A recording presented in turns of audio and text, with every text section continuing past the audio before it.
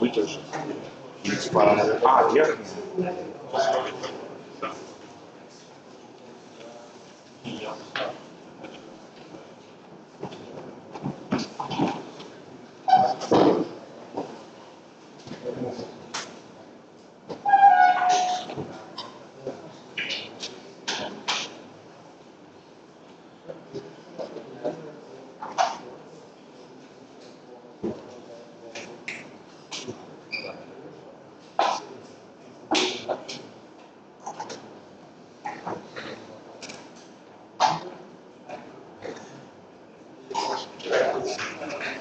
So, guys, let's start the lecture of Professor Kitaev about the SYK model. Thank you.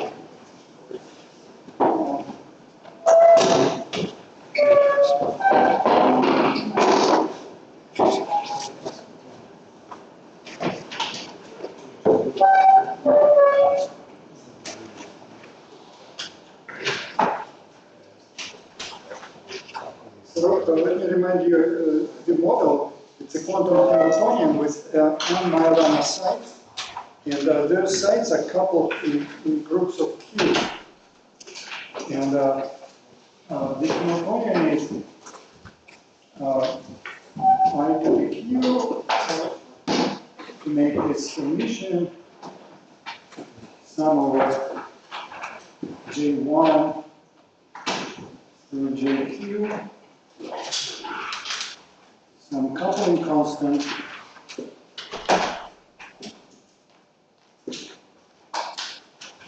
and the product of the corresponding Majorana terms.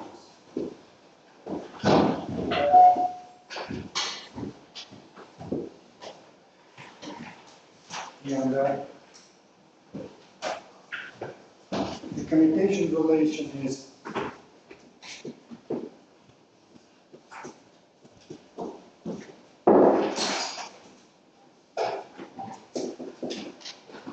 this, and the coupling constants are random with 0 mu and this second moment.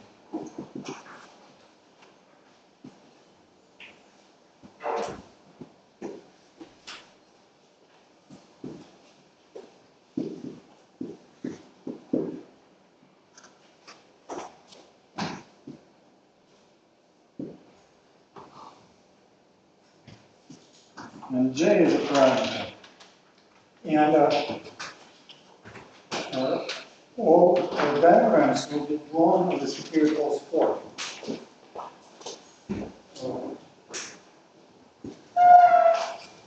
Now, last time we discussed the diagrammatic technique for this model. The diagrammatic technique gives us a high temperature expansion.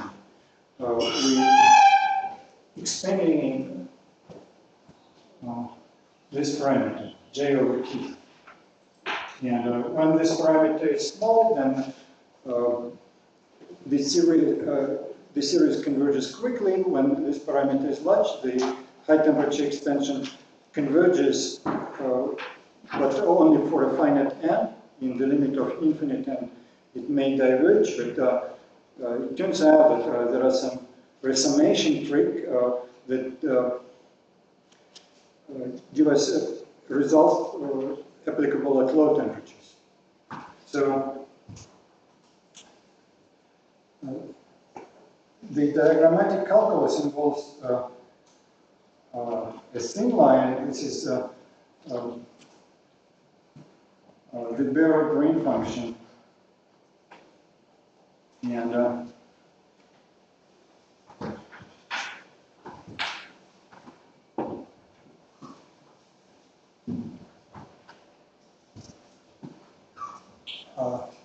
there is a SYK line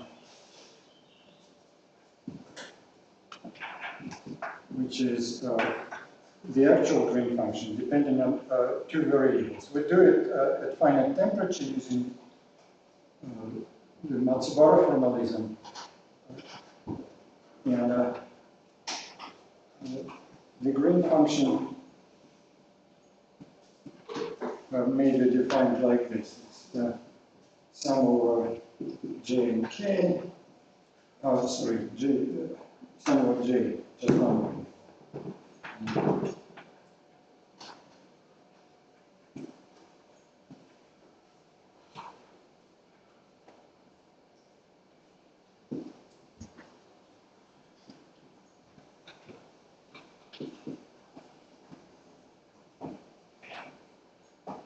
And for q greater than 2, the green function is self-averaging, meaning that the fluctuations due to disorder may be neglected. And there's also an interaction vertex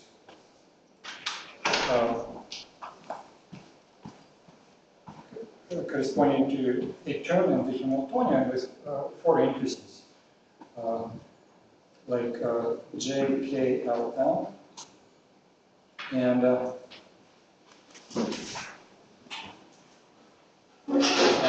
an individual vertex will vanish after the averaging of the coupling constants. Here we mean this expectation value also averaged over the disorder. And the contribution from a single vertex vanished, but the contribution of the double vertex does not vanish. And we have this symbol, the dotted line, to represent j squared average over the disorder. And don't include the coefficient q minus 1 in the diagram. This thing is just j squared or n to the q minus 1.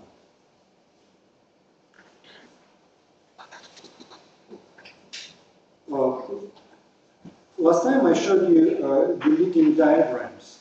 The diagrams whose contribution to the green function is of the order of 1, it doesn't scale with n. There are also subleading diagrams whose contribution scales like 1 over n or 1 over n squared.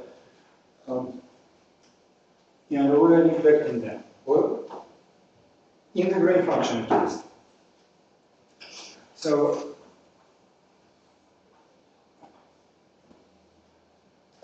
the SYK line is the thin line plus this is the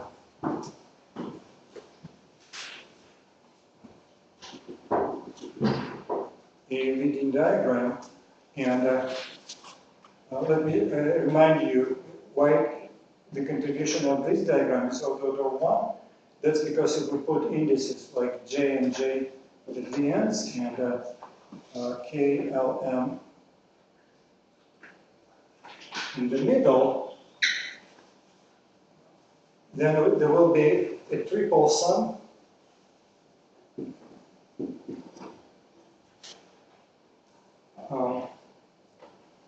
but there will also be a coefficient like 1 over n cubed coming from here. This is for q equals 4. It can be generalized to larger cubes. And also j squared. That is just j squared. So the contribution from the dotted line and the triple sum is of the order of 1, doesn't scale the sum. Yeah, we'll continue. We can include diagrams like this.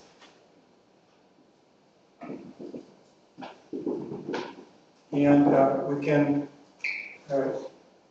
include also diagrams with such things inserted in this thin line, which effectively makes those lines thick. So we could as well say that this term has 3 thick lines.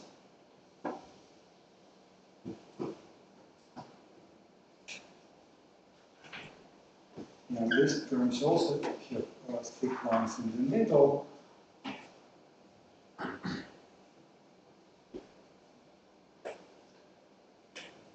And that is just a geometric series. Yes. So could you explain this simple thing? Why do you use such basic green function GB? Is it a data function, and why it's such form? Or Okay, there are 2 explanations. One, we can assume that the temperature is infinite, and the Hamiltonian may be neglected completely. And according to the definition of the green function and the commutation relation of the Majorana, we can calculate the green function. It won't depend on time at all, except for the time ordering that changes at 0 time. And the answer is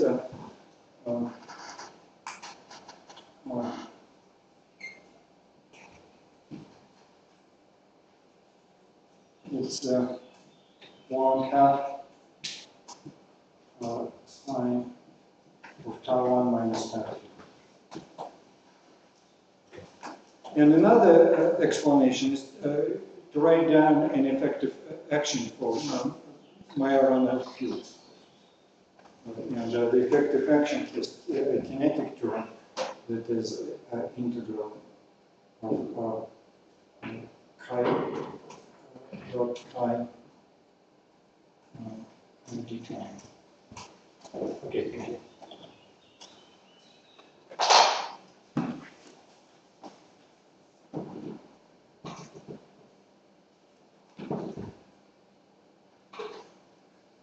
So this geometric series can be computed exactly, and it results in the Schwinger-Besson equation. So then we get the equation like g minus 1 equals the bare green function minus 1, this thin line. Thin line is this thing not inverted, but I'm writing the standard equation for the geometric series. Minus sigma, and this sigma, it's not a sum, it's self-energy, and it's given exactly by this diagram without the external legs. So sigma equals this, and all the 3 lines are the full green functions, and which means that sigma of tau 1, tau 2 equals j squared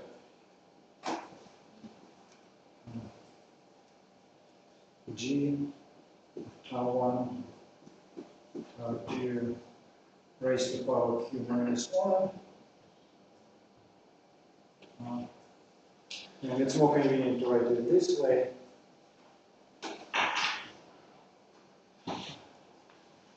Because we have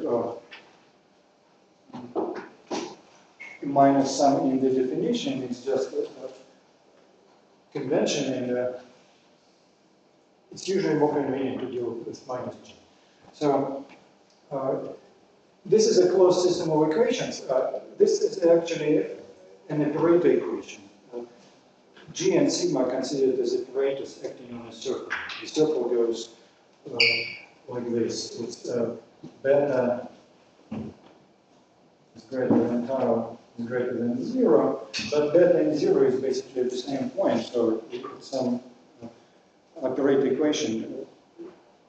The operators act on functions in a circle. And one can solve this equation. Of course, there is always a numerical solution, a possibility to solve it numerically, and that is not very difficult.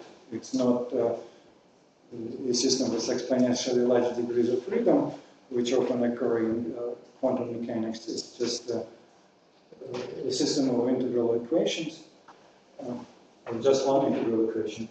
And it's also possible to solve it analytically, neglecting the bare grain function. When we go in the low temperature regime,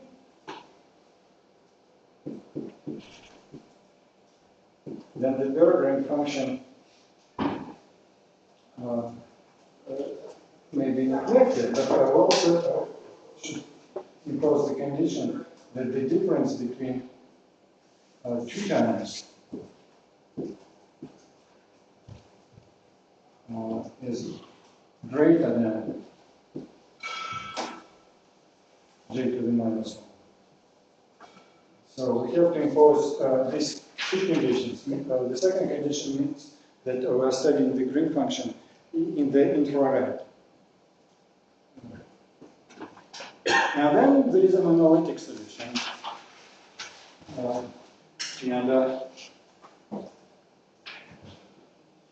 We get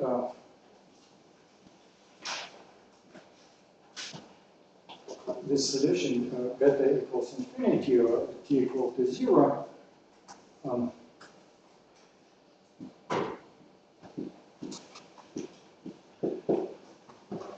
It's just a power law.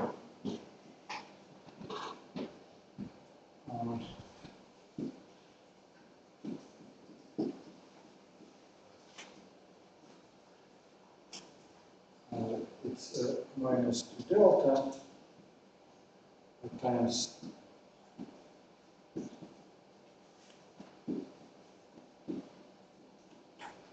and delta is 1 over q, and b is a numerical constant that depends on q, and there is some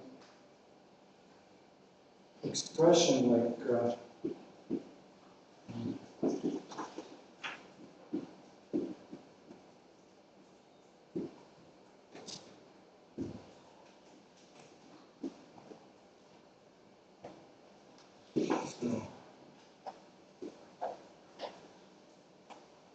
this is the solution of the Schwinger-Dyson equations.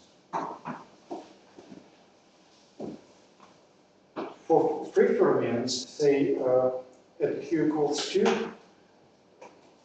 delta is 1/2, and the correlation function behaves like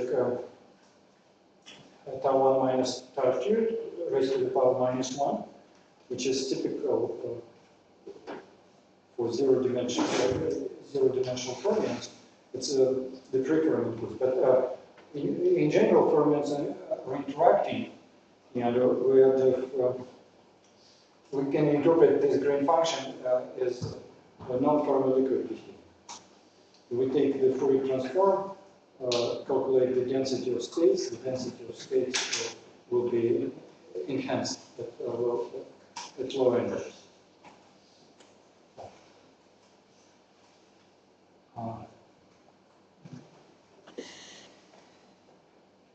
Now, one could stop here, but we would like to also compute 4-point functions and so on.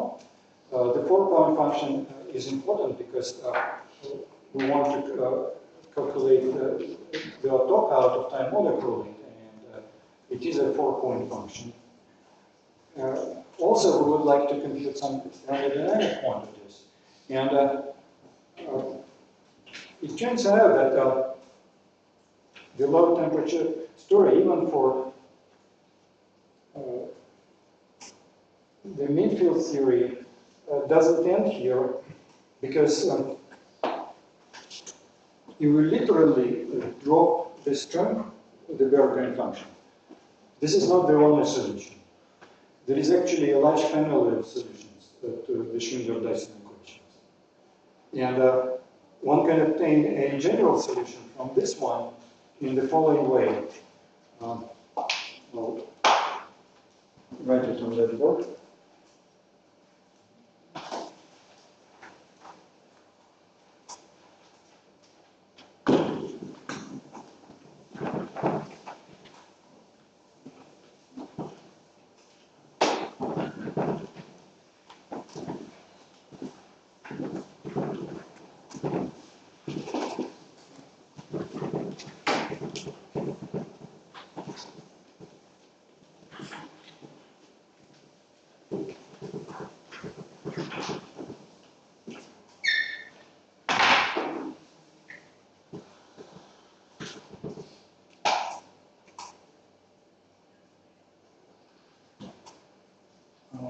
G of tau 1, tau 2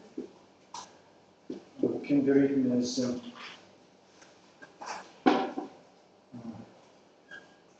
G beta to infinity of some function f of tau 1, f of tau 2,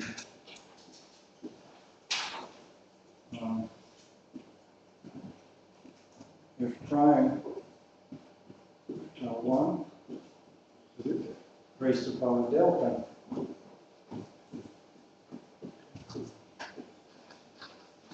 and similarly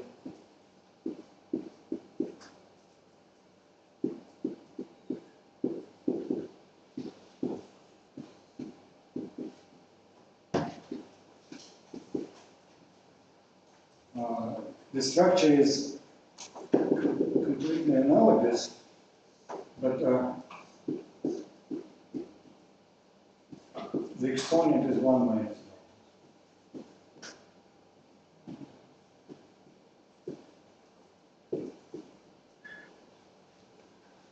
So there is a reparameterization symmetry. We take tau to f of tau and chi j of tau to chi j of f of tau. This is prime of tau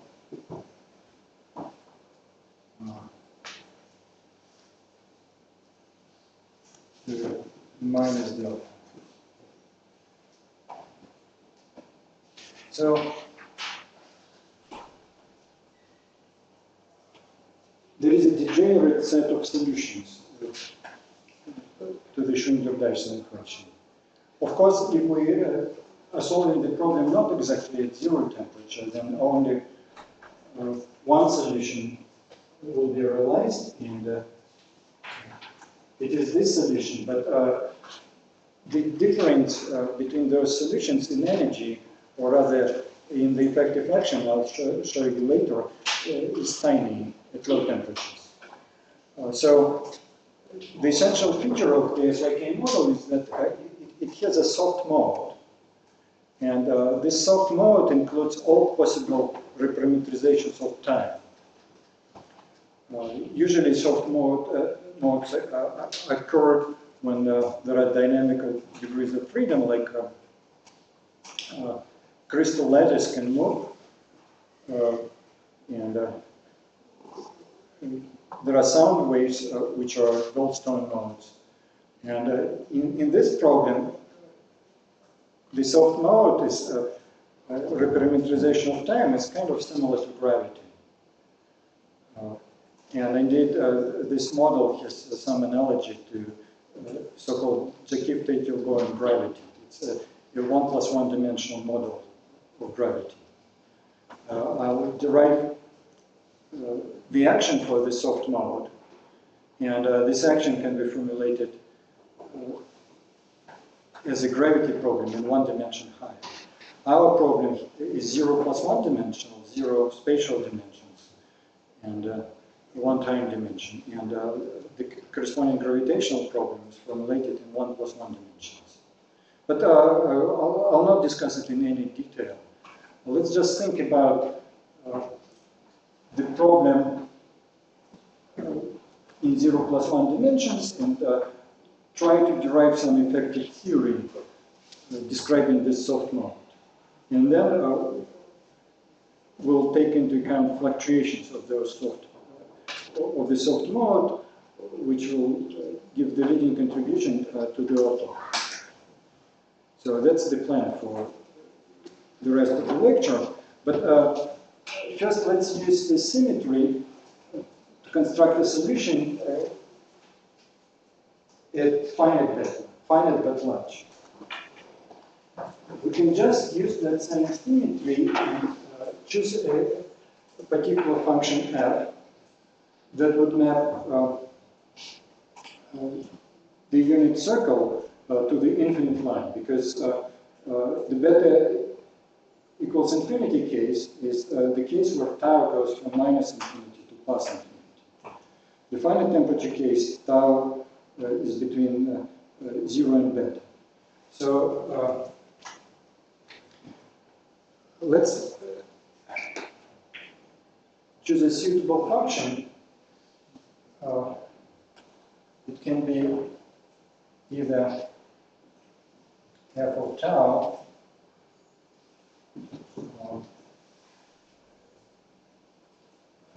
some tau star, some constant with dimension of time, which is not important, times tan theta over 2, and theta is a dimensionless time. Theta is 2 pi tau over.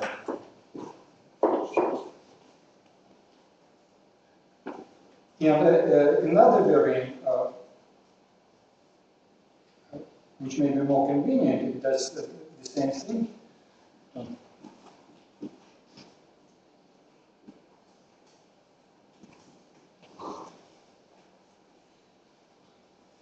This function is complex variant, but fortunately, the green function at beta equals infinity is analytic. We can analytically continue it, and it doesn't really matter that it is complex variant.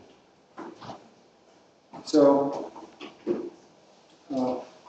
I prefer the second variant, and theta will be used later. It's just dimensionless time. So in addition to this solution beta equals infinity, we'll have solution at simply large beta.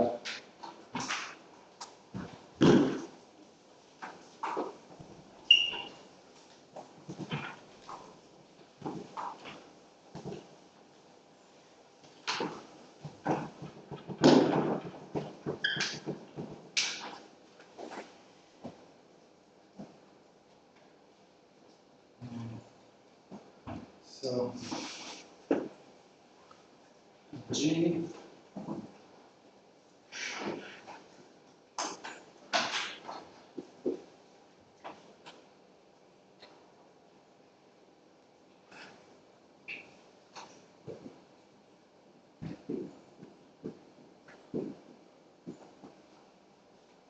G tilde is a function of dimensionless variables.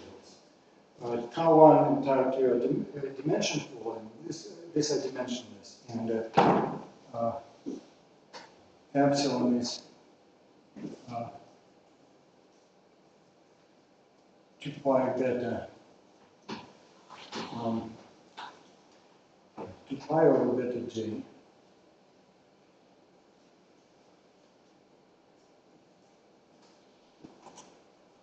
It's assumed to be small because beta is large, we're at high temperature. And theta is 2 pi over beta tau. And this will be called conformal Green function.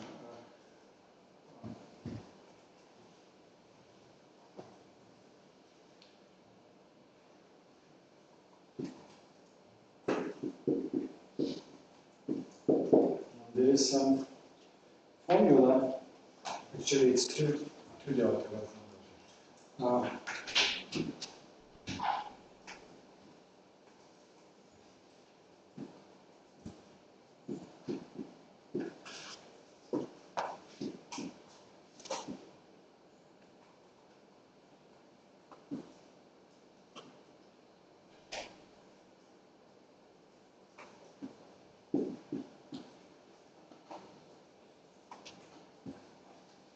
And this is again some notation. It's 2 times sine of theta 1 minus theta 2 over 2.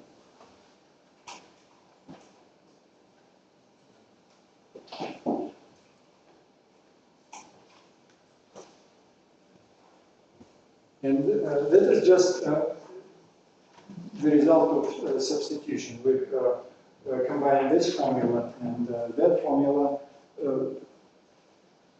plug this expression in them, and get that formula.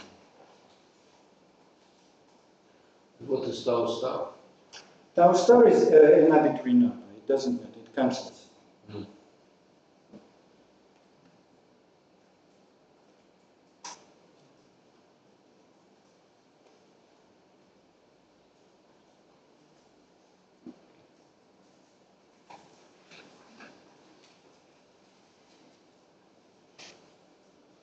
And how do we know that this is a good answer for f of tau?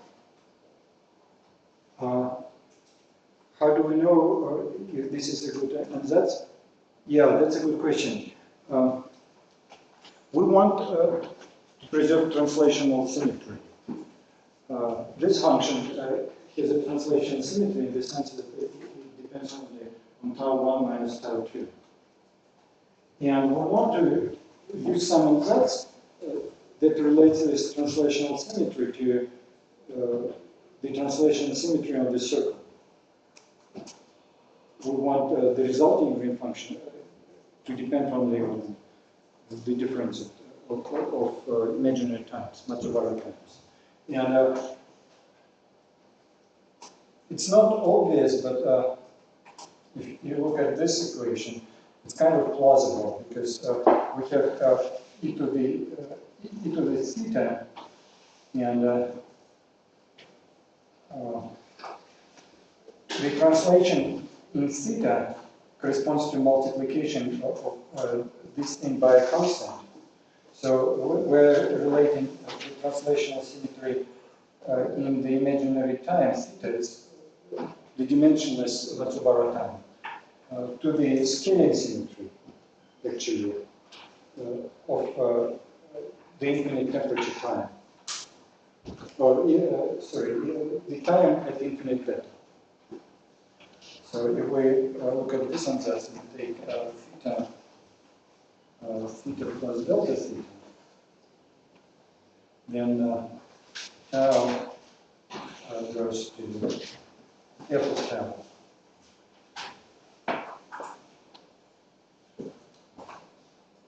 Goes to f of tau times e to the I delta theta. And f of tau is the argument of the beta equals infinity, the Green function, which does have scaling invariance. If we multiply tau by some constant, then the green function preserves its form.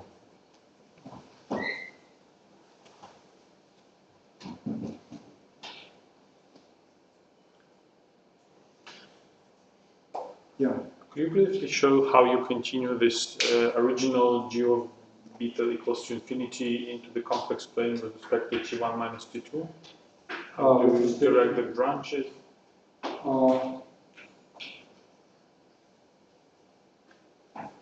Yeah, it branches, but let's continue with the case tau 1 greater than tau 2.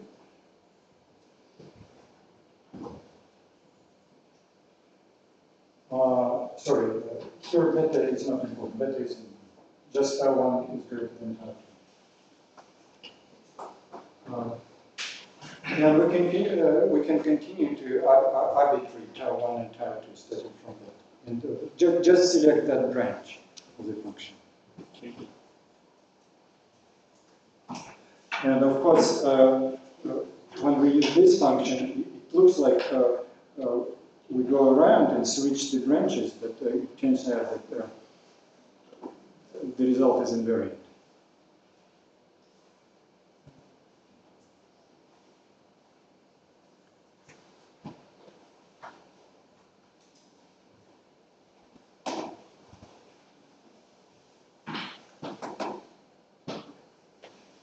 Okay, let's move on.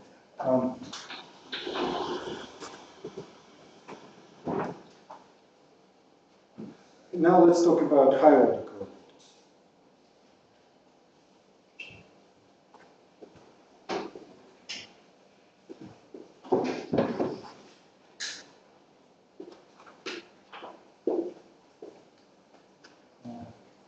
So we have the definition of the green function as the average value of two operators. Now let's consider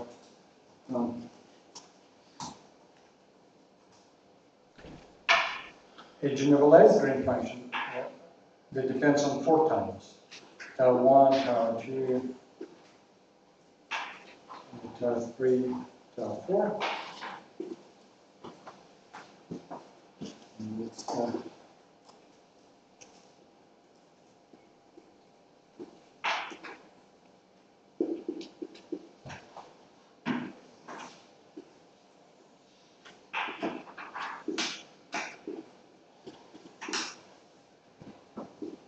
the first two operators have index j, and the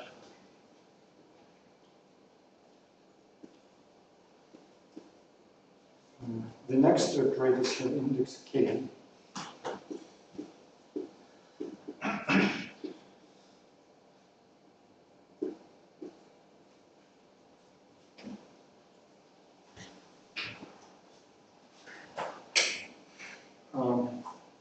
Now, this green function can be written as g of tau 1, tau 2, g of tau 3, tau 4. And that would be an exact expression if the state were Gaussian, because we could just use Wick's theorem.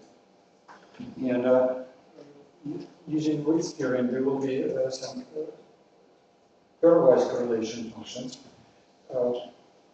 But the cross terms, like the expectation value of chi j and chi k, if we average over this order, such correlators would vanish. So we only care about pairing like this when the indices are the same. So this is according to Wick's theorem, and there is an extra term that is called a connected green function.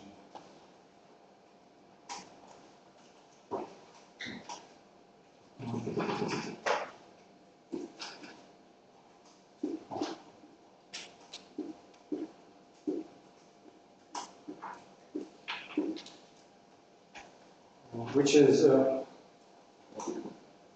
proportional to n to the minus 1.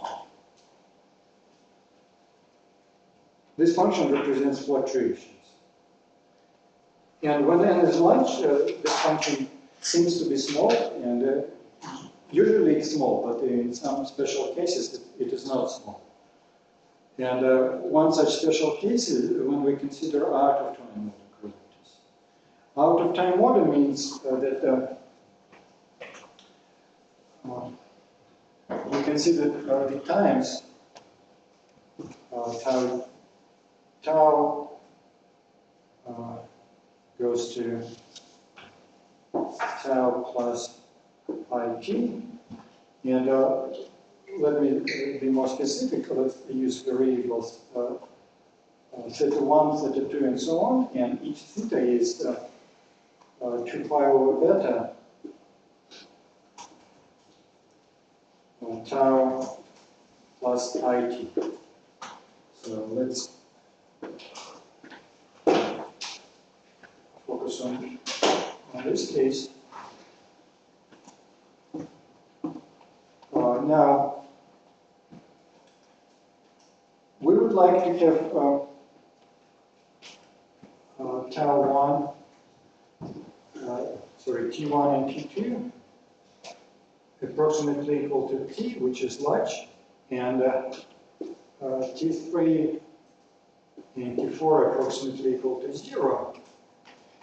And we would like to use this time ordering to first to arrange a certain order of the operators. So the imaginary times, the taus, will be like this. 0, maybe it doesn't matter where we start counting. Let's say tau 4 is less than tau 2, and tau 3, tau 1, and it should fit into the circle, so it's tau 4 plus 2 plus beta.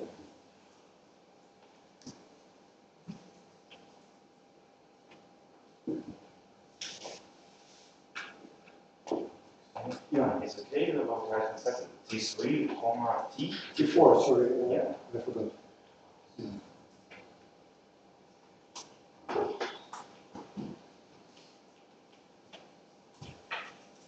Then, when we apply the time ordering, these two guys will be swapped. There will be a minus sign in front. And since they are swapped, we get the ordering like tau 1, tau 3, tau 2, tau 4, and this is an out-of-time ordering. So the times will alternate according to this ordering. So the times will be arranged like T1, T3, T2, T4, and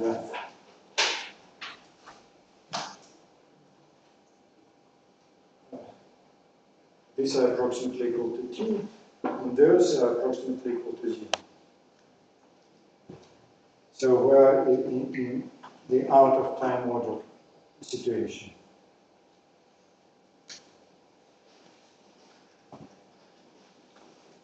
Yeah. When you say that this term is about fluctuations, do you mean thermal fluctuation? Yeah, Quantum thermal fluctuation fluctuation. or disorder? Just Thermal thermal fluctuations. fluctuations. Thermal and quantum. By saying that you want this ordering, you mean that you originally compute this object in a completely time-ordered fashion, Yeah. then you take it at particular arguments for in this range, and then what remains you analytically continue at imaginary times, and in this way you get out-of-time order correlation. Exactly. This is one way to obtain out-of-time autocorrelators, and it works because one can actually obtain an analytic expression for the connected green function. It's ugly, but it's an analytic expression, and one can analytically continue. There are more robust methods that do not require exact solvability. They are based on a kinetic equation. A familiar form of kinetic equation in condensed matter is the Keldysh or Kitaev equation defined on the Keldysh contour, time going forward and then backward. And for out-of-time autocorrelators, one has to consider a double Keldysh contour. Time goes back and forth twice. Yeah. Maybe with this said, I can reformulate my question. So, can we understand that we kind of avoid introducing, let's say, two Keldysh contours and just kind of always work in the Matsubara single one? How can we think about that? Why is this possible? When is this is not possible? Because it seems like Keldysh contour with two branches contains more properties than just one Matsubara. So there is some. If we can solve the problem exactly, then it contains exactly the same information. Let me just draw out the contour that is relevant here. I'll use the variable z equal to e to the theta.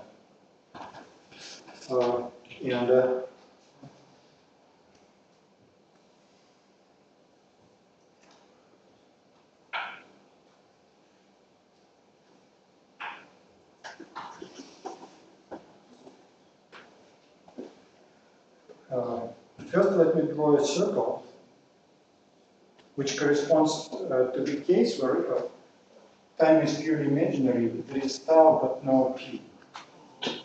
So this is a t equals 0 circle. And large t correspond to going inward toward the center because you can plug that expression in here and it will be e to the minus t, basically. And the contour we're interested in looks like this. It's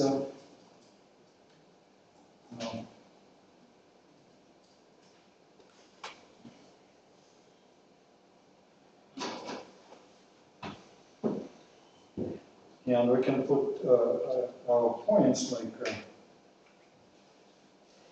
2, 1, 3, and 4. So this is the contour. Our current strategy is to consider a generic contour.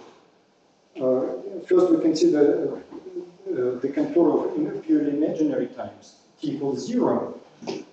Then we analytically continue the solution, and this solution can be obtained for any contour, any configuration of points. But this only works when we have an analytic expression, because analytic continuation is an unstable procedure. If we want a stable procedure, then we have to work on this double Keldysh contour. It explains a lot. Thank you. Yeah, sure.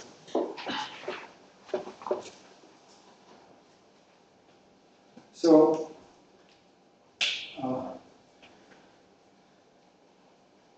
our goal will be to compute this connected grid function, which is due to thermal and quantum fluctuations. And fluctuations can be of different types, but we have identified a soft mode, a reparameterization of time. And we'll focus on fluctuations exactly of this type.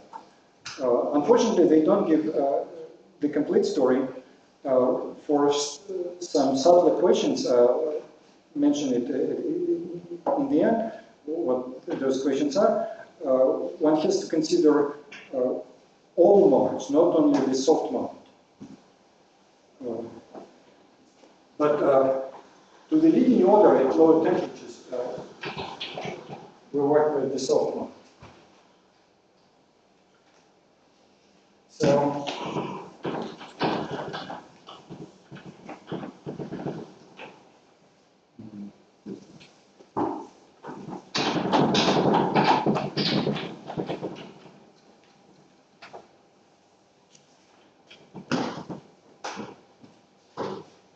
we would like to obtain some sort of effective action.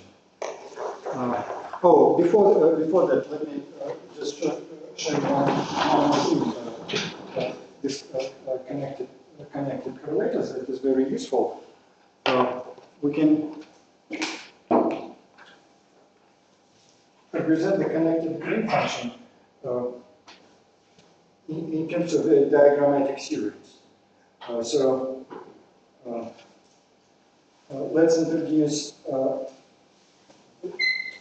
function lambda, which is a function of 4 variables.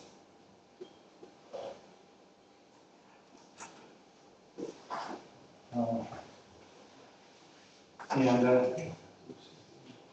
m times lambda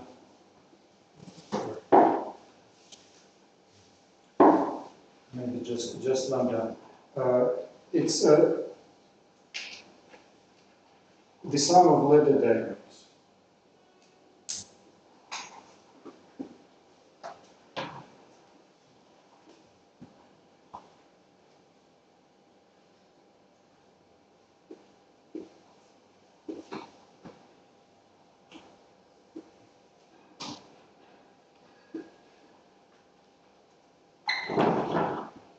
So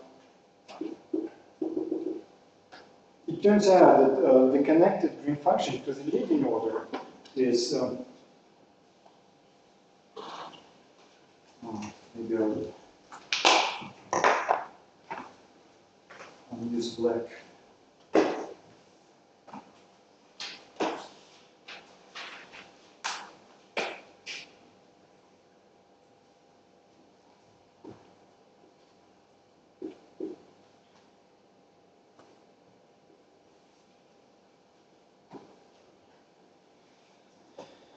It's lambda, I'll write it symbolically like 1, 2, 3, 4, minus lambda 1, 2, 4, 3. And there is a factor 1 over n. This factor can actually be included in the diagrams. It depends on how you count indices. Whether you include sums over n or you don't include sums. But if we agree that each diagram here is of that order 1, then the connected green function is the factor 1 over n.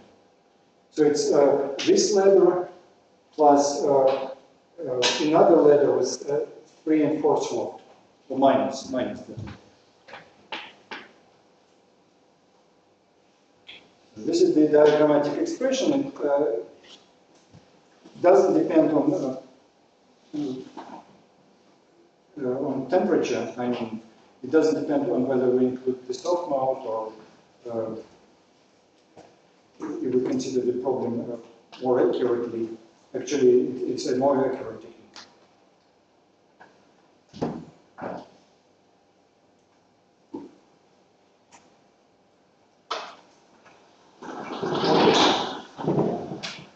So the next topic is effective action.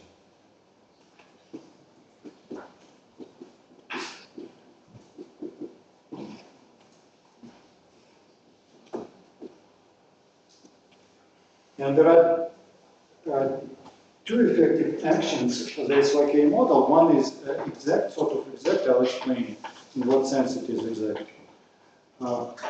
This effective action uses the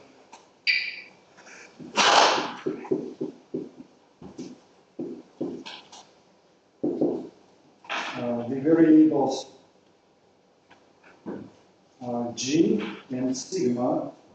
So it's a function of the green function and self-energy.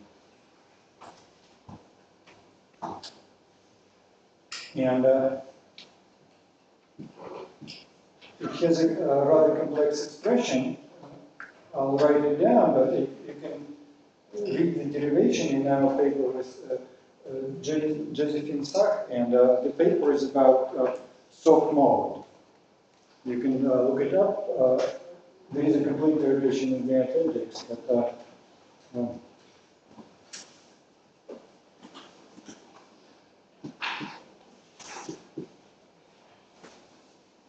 it's minus log minus partial derivative over tau minus self-energy, and this is the free energy partition function, or the log of the partition function of free fermions. And there's also an interaction term. It's double integral over 2 times.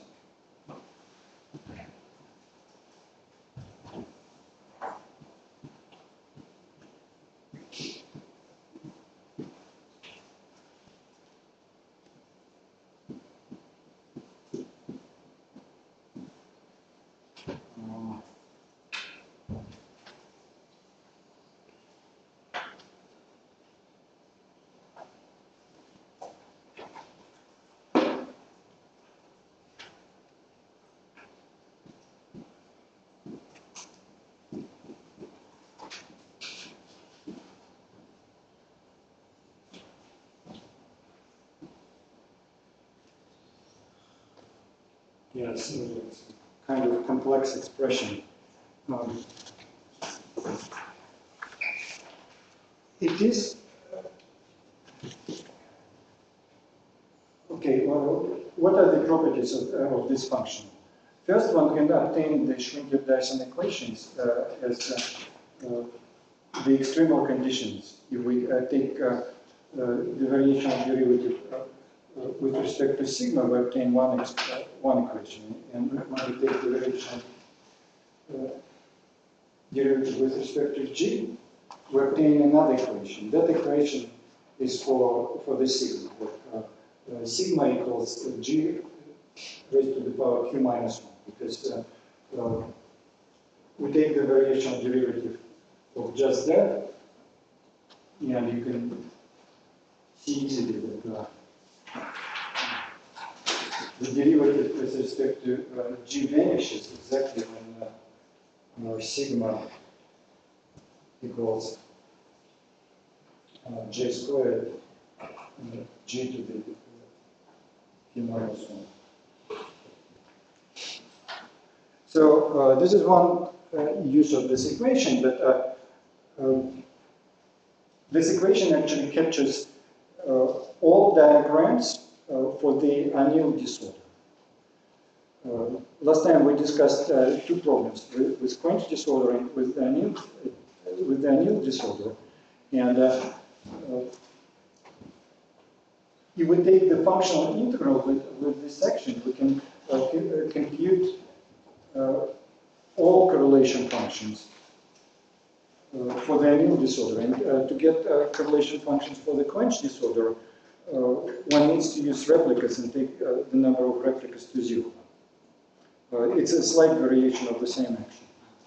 There is a caveat. It's a perturbative calculation. It's true to in all order of perturbation theories, but if we think about taking a functional integral with this action, it's actually diverges, because there is a high power of g when we take the functional integral with respect to g.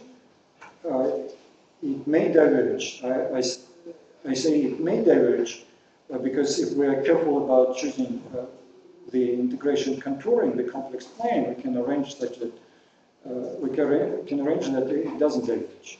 But there is no rigorous prescription of how one should take this integral, so this problem is a bit tricky, but people have used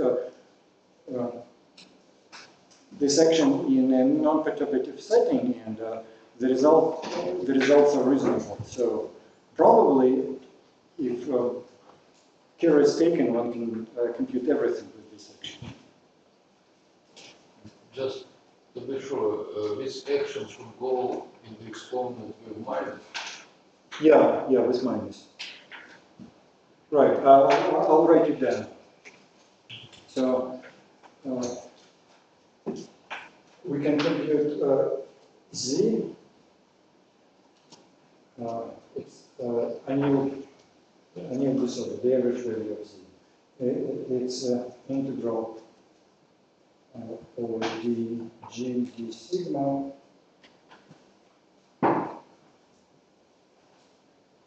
e to the minus I j sigma.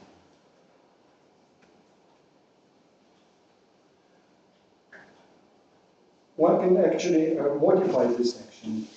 Instead of the partial derivative with respect to tau, one can insert an arbitrary function, little sigma, and it will be another parameter. And that is a technical trick that allows one to express not only the partition function, but also all correlation functions. So one can express, for example, the green function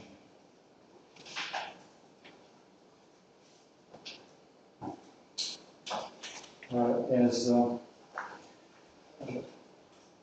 2 times the variational derivative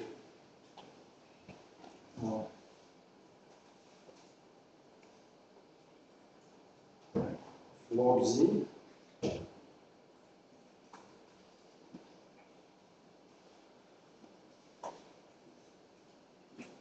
with respect to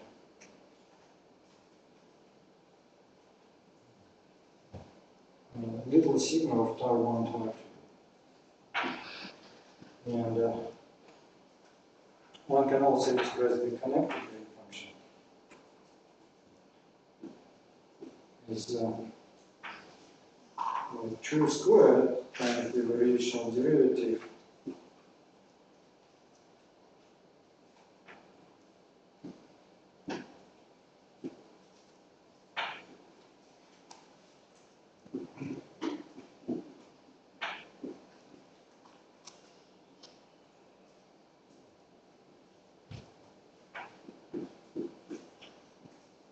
and one can express higher order correlators also. So it's a very powerful theoretical tool to compute correlation functions. But it's pretty complex expression, and we would like to simplify it. And to only keep the effect of the soft mode. Now, a naive idea would be to expand this action around 0. Just consider little sigma equal to 0, which corresponds to 0 temperature. And to get the action at a finite temperature, we would expand with respect to sigma. However, this idea is difficult to implement because although sigma is small, when the temperature is small, it cannot be considered completely perturbative. Because first, it's not even the problem of perturbation theory, but still a non-trivial problem. If we consider the effect of sigma using diagrams, it will be dressed. So if we insert a little sigma here, then it will be dressed like this. The second problem is that the little sigma has a small effect in the infrared, but it has a strong effect in the UV. And we have to include diagrams that are higher order in sigma. So the expansion in little sigma is tricky. But there is a way to argue about the general form of the effective action of the soft mode, and relate it to some quantities that can be computed by solving the Schwinger-Dyson equations. I'll not go into this second part, how to relate one thing to another thing, but I'll show you how to write down the general form of the effective action. That was the exact action. There is a soft mode action short chain action. It's called short chain because it involves short chain derivative. So.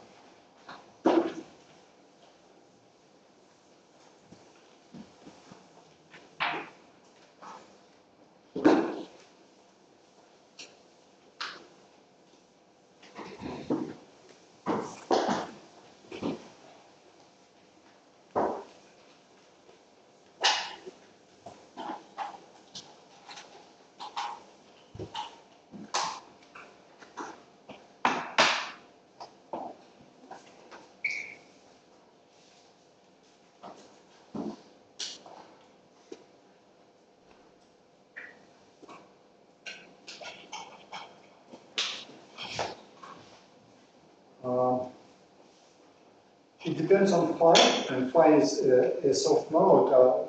Write down the expression for phi.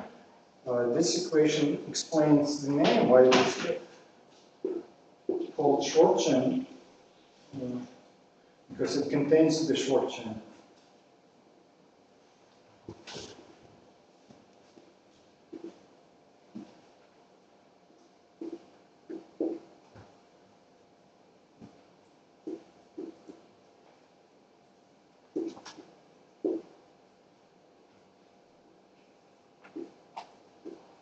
Now, we assume that the green function is a fluctuating variable. The soft mode means that there are some bosonic degrees of freedom encoded into a function phi from S1 to S1. It's a function from the circle, time circle to itself. It's a parameterization of the time circle. And you can think of it as this time circle representing theta going from 0 to pi to 2 pi. And the time deforms. It acts like a spring, sort of. And time has some elastic energy. And we consider the green function that depends on the deformation of time. It's called g phi. And g phi is given by that expression that is hidden behind the screen. Let me just repeat it. It's g beta equals infinity of f of tau 1, f of tau 2, f prime tau 1 to the delta,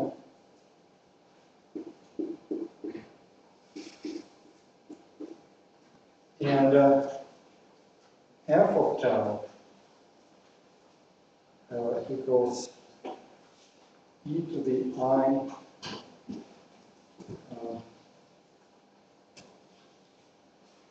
phi of theta, where theta is the dimensionless time.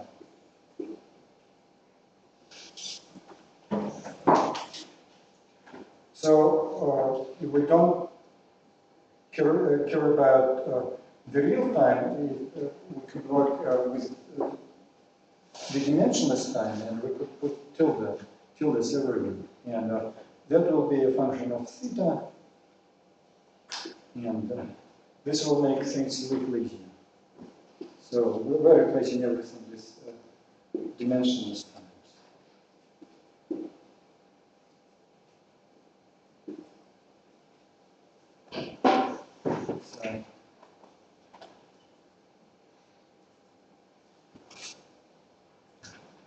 Time fluctuates according to this function phi of theta, and the green function also fluctuates.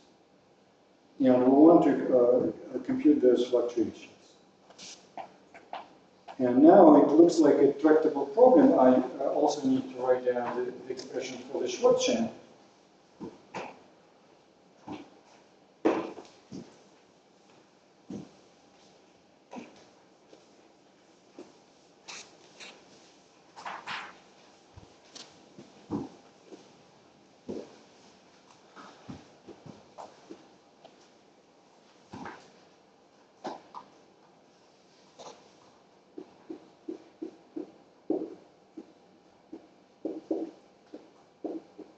it's the third derivative divided by the first derivative minus 3 times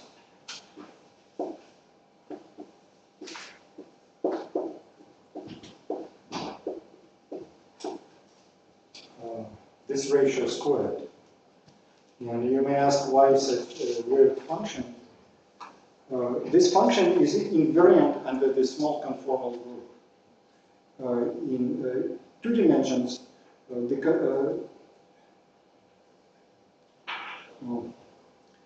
in high dimensions, the conformal transformations are very rigid. If we think about conformal transformations of a circle, these are just diffeomorphisms. And this soft mode, the zero temperature approximation makes the problem invariant under all the diffeomorphisms. All deformations of time have the same energy in the zeroth approximation when I consider the problem exactly at zero temperature. But there is something even stronger if we consider the small conformal group, which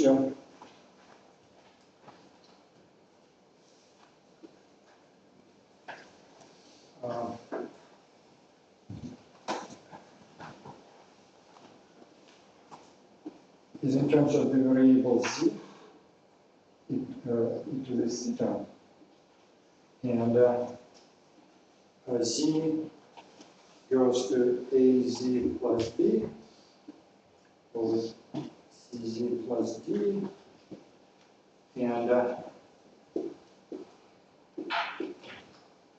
this is a unitary matrix with respect to a strange notion of unitarity. We consider an indefinite inner product of signature 1 minus 1 1. So the inner product is like this is our vector. Then its inner product with itself would be not psi 0 squared plus psi 1 squared, but psi 0 squared minus psi 1 squared.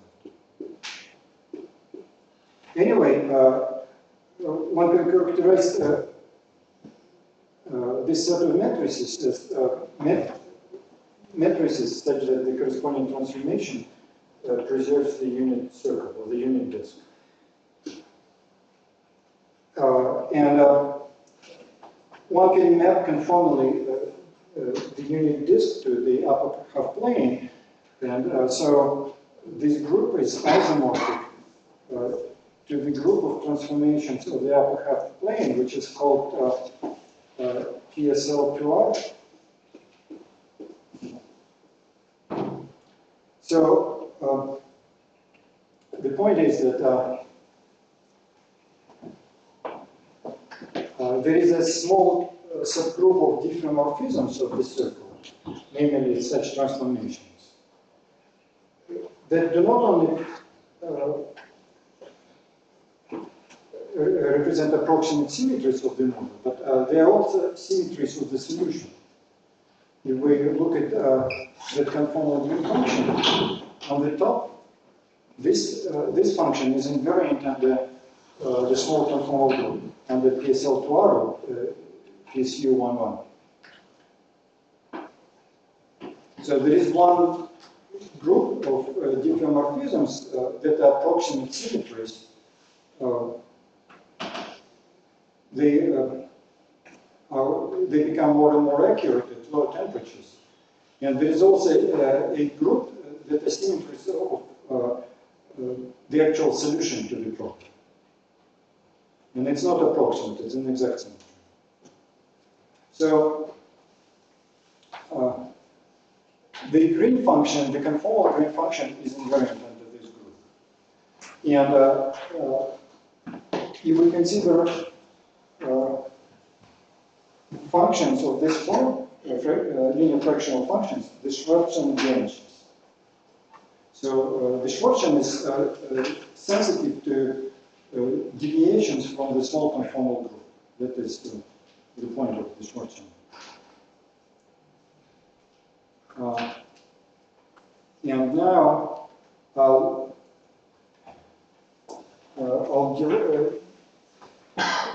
show why the short chain actually occurs in the action. I'll not compute this coefficient. This coefficient is actually very small.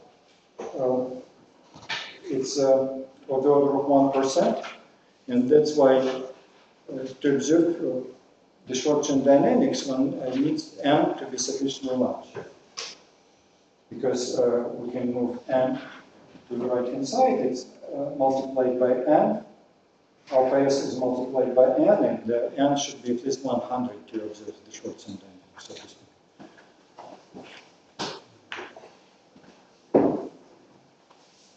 So let me start almost from scratch, from the regularization of the green function at this point, and I'll show you how the short chain appears. And then I'll have to refer you to the solution of this fluctuation problem, which is really a technical problem. But it's a well-defined problem because we can compute the short chain action up to the second order in fluctuations and compute expectation values of fluctuating quantities like phi, and eventually compute the expectation values of the fluctuating green function. So in the end, we'll be computing G connected in this form.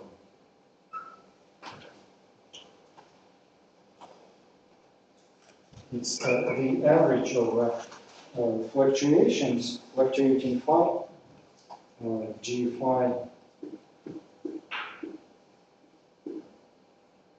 and we consider the deviation of G phi from the thermal equilibrium, which corresponds to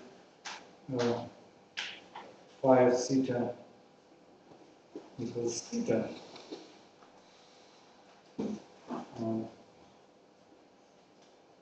This is the equilibrium green function. And we consider the deviation from that green function.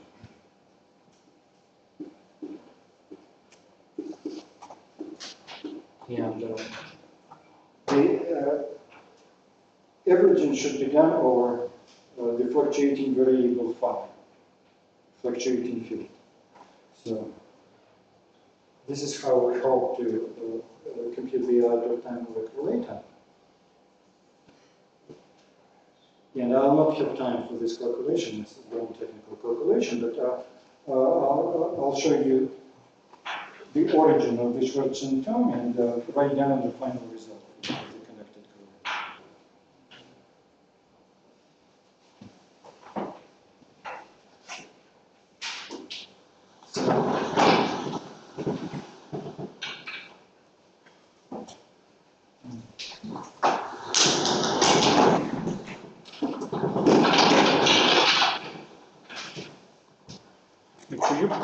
Could you please remind why in this expression for G connected by the fluctuations of phi, there's no kind of factor of the form of f prime, which appears in if we go from the initial full theory? I mean, after we reparameterize let's say the 2-point grid function, we also have these factors f prime of to the power delta. Yeah. Why they don't appear in the 4-point function? They do appear in the 4-point function. Oh, they're already contained in the definition of J. Yeah. Right. They contained in the definition of G phi. Yeah, okay, yeah, thank you.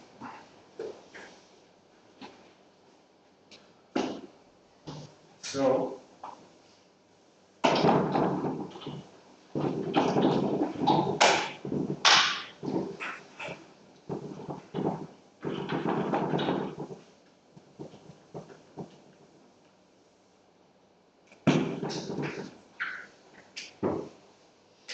this is G phi, and f of tau is e to the I phi of theta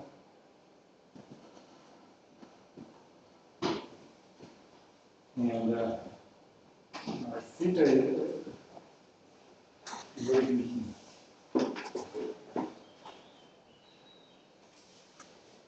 Now, if this function belongs to the small conformal group, if F belongs to the small conformal group, and we use G beta infinity, which is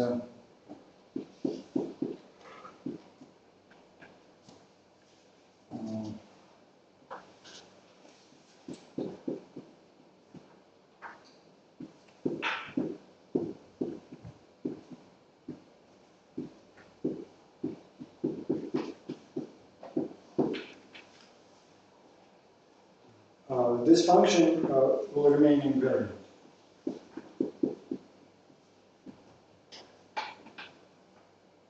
But we can write a general expression for the deformation of this G tau 1 tau 2 under the deformation of time. And we'll use the assumption that tau 1 minus tau 2 is small.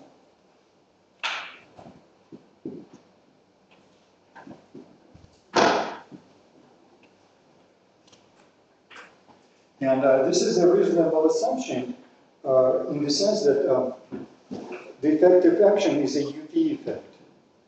The perturbation that is inserted at this GB to the minus 1 is the derivative of the delta function. It certainly is something very singular, concentrated on very small distances. And that is why its effect on the green function or the effective action should be concentrated at small distances. So let's calculate delta G divided by G. It's convenient to normalize it this way, which is G phi over G, G beta infinity minus 1. And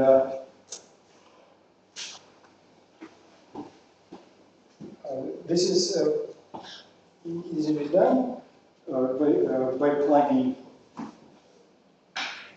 something like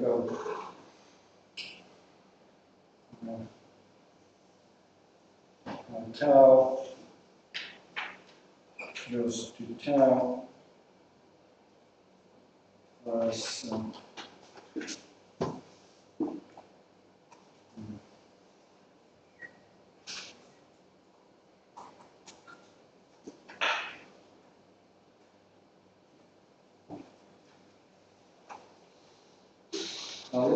let's assume that f of tau 0 is tau 0, and let's take tau 1 equal to tau 0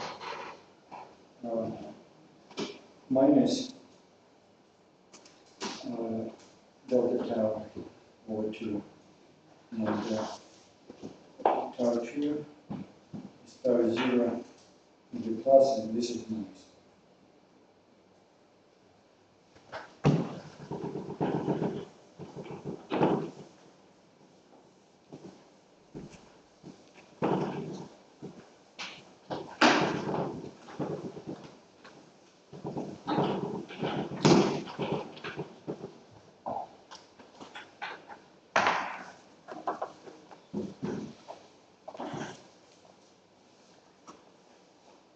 Now,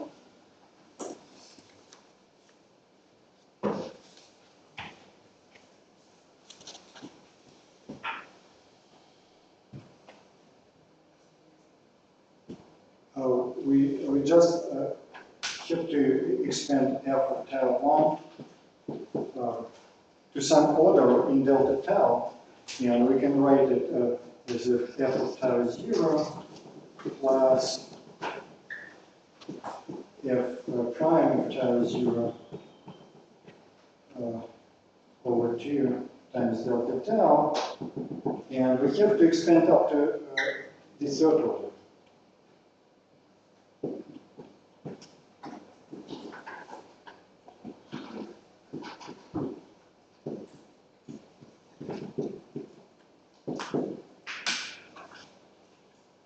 And then we plug it in here. And we do similar expansions with all those functions. And we use the explicit form of G beta. And when we complete the calculation, we'll obtain the following answer. That G phi deviates from the original function G beta at small time intervals like this. It's delta over 6 times the short chain of f of tau comma tau, and this thing is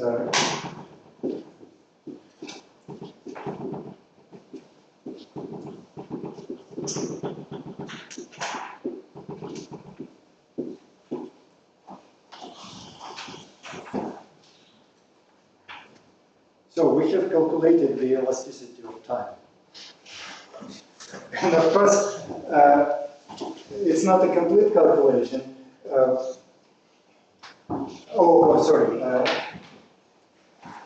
This is deviation. I forgot one important thing. It's tau 1 minus tau 2 squared. So the Green function is modified by some function of the time difference. This deviation of the Green function should couple somehow to the perturbation that is inserted at the UV. And there is a non-trivial problem of calculating that coupling. And that problem can only be solved numerically, and the coefficient in front of the short chain will contain this numerical factor of the order of 1%. But anyway, we have the elastic energy of time. Yes? So is the argument tau 0 or just tau? Tau 0, yeah, thank you.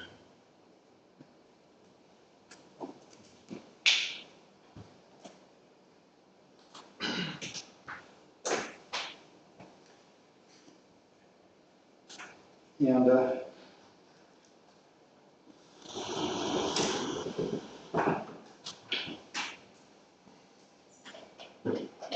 going back to this calculation, it's the effect of Gaussian. In the Gaussian approximation, this correlation function can be computed exactly. It's some very ugly expression. And actually, it has two cases. For time audit and out of time audit cases. The out of time audit case should be analytically continued to tau plus IT. And when we assume that t, the time argument, is sufficiently large compared to beta, only then we get something manageable. Let me write down the final answer.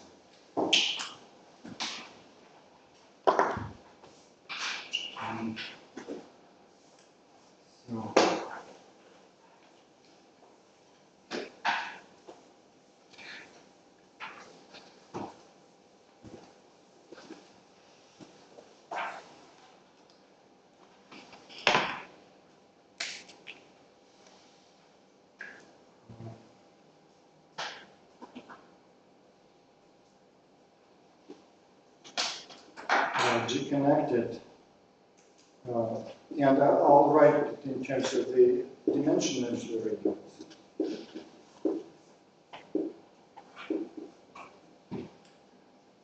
Assuming that theta 1 and theta 2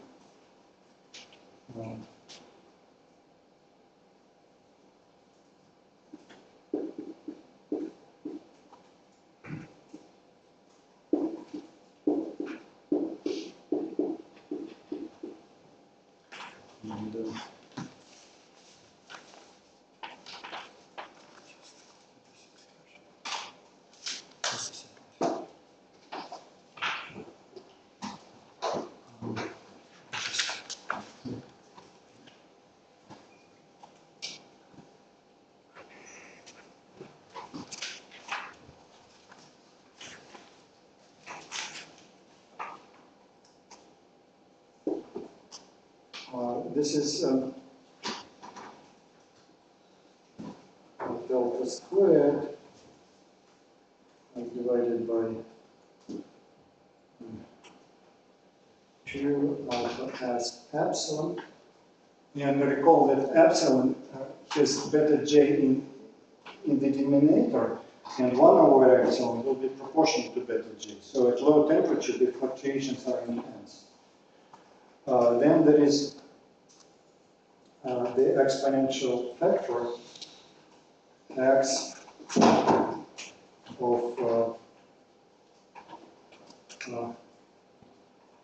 I pi. Actually, it's just pi because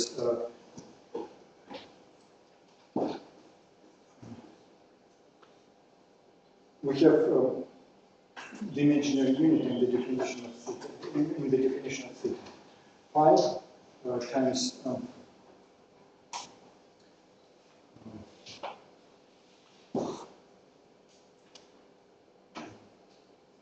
pi minus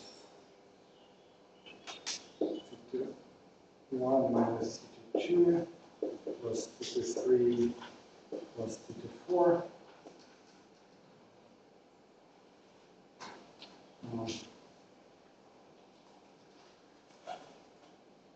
Divided by 2.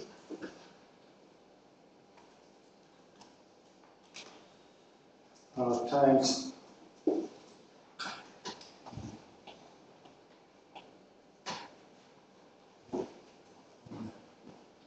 two theta 1 2 minus 2 delta minus 1.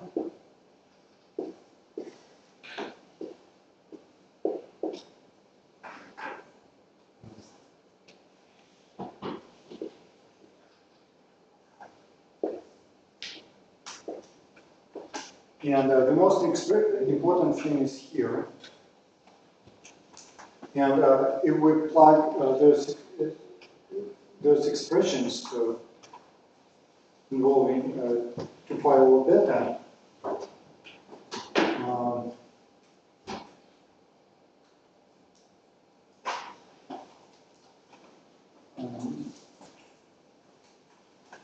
just a second.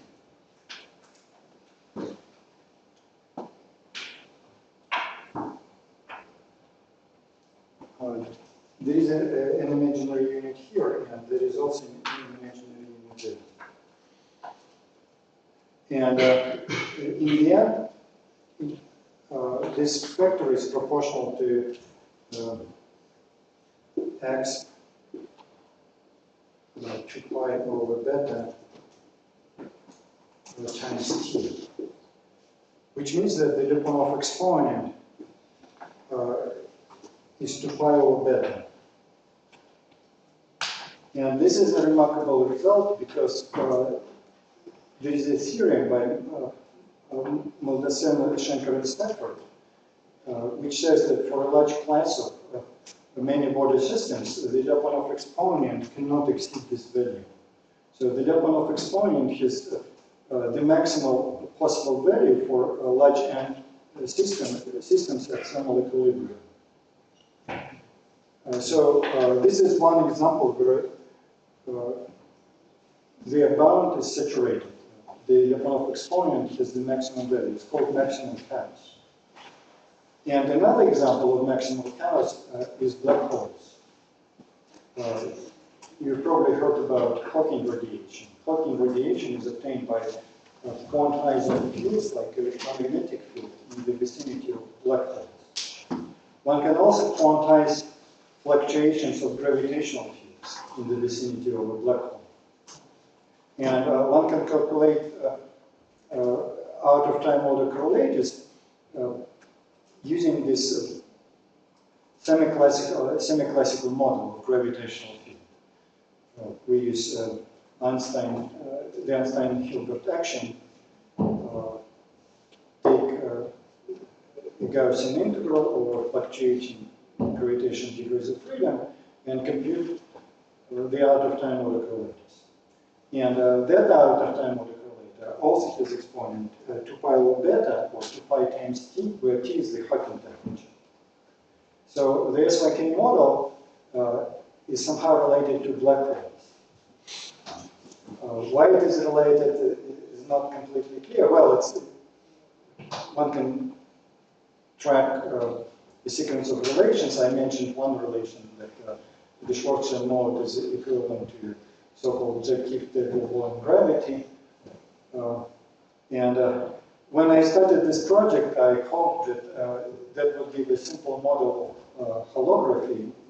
You've probably heard about ATS-TFT correspondence, holographic correspondence that is formulated using conformal field theories and strings, and that would avoid strings and supersymmetry, particularly supersymmetry.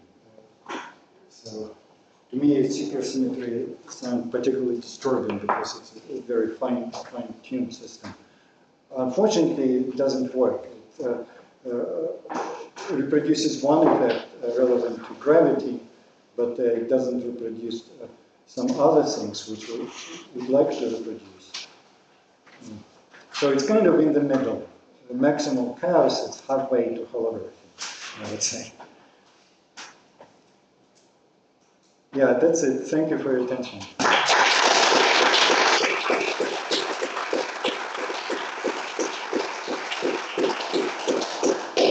Additional questions to the lecture?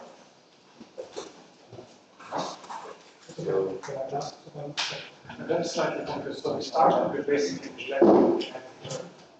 Yeah. And then we figure out if there's some transformation one can do. And then up there you said we have T1 minus T2 is small. Like initially we have to say T1, T minus T1 is large because we are at far away from zero. So, but now here there was something strange about where now are we now including the kinetic? Are we including the kinetic term in this region or not? let me be more specific. It's much smaller than beta, but, much greater than j to the minus 1. Okay, so we are still neglecting it. Yeah. Okay.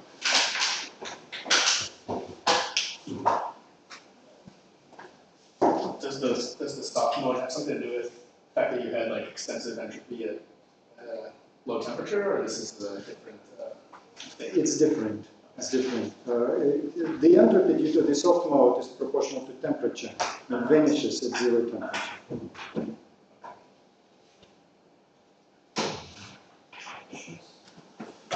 So let's say thank you Professor Kitaev for considering this code. It was his last lecture. So